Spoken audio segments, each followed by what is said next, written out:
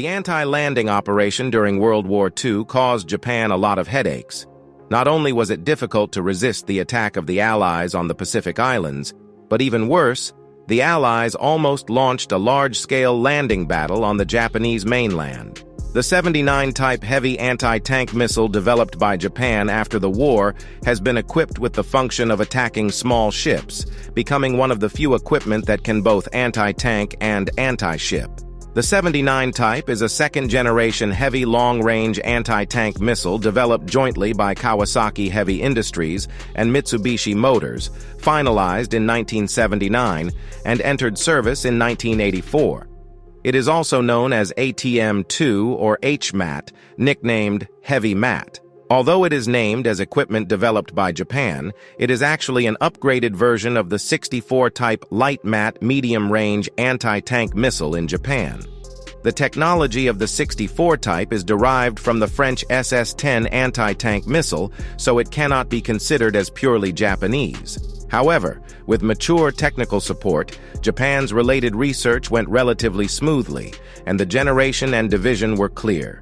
Since it is a heavy anti-tank missile, the weight of the 79 type is not light. There are various claims about its specific weight on the internet, some saying it is 103 kilograms or 27.8 kilograms, the latter possibly without guidance equipment, and the missile weight being 30 kilograms, 33 kilograms, 42 kilograms, or 15.7 kilograms. These different data come from official magazines and encyclopedia information.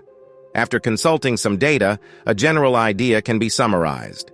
The 79 type itself has infantry and vehicle-mounted versions with different weights. It also uses two types of ammunition.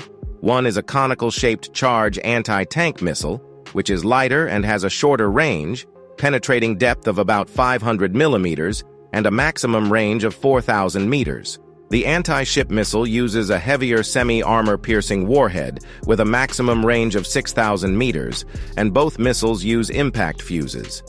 Perhaps it is these different configurations that lead to the difference in weight, and specific data must be carefully considered by the audience. The missile's guidance method is similar to the Tau anti-tank missile, using visual aiming plus infrared tracking plus wired command transmission.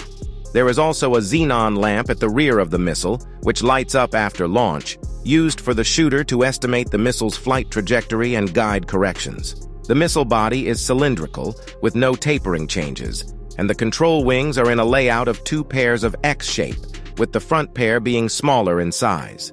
The minimum range of the missile is 50 meters, and the main engine is ignited after the missile has traveled a certain distance to avoid the flame causing harm to the shooter. Japan has purchased a total of 240 sets of 79 type missile launchers, and before the 1990s, Japan's main use for these weapons was to attack boat targets. This was related to the situation at the time, as Japan, caught in the vortex of confrontation between two major powers, had to consider the possibility of being involved in a war one day, and Japan, closely accompanied by the northern power, was likely to face anti-landing operations at the first opportunity. In terms of the performance of the 79 type anti-tank missile, using it to attack warships would be ineffective, but it is still very effective against landing craft, amphibious vehicles, and other relatively weakly protected targets.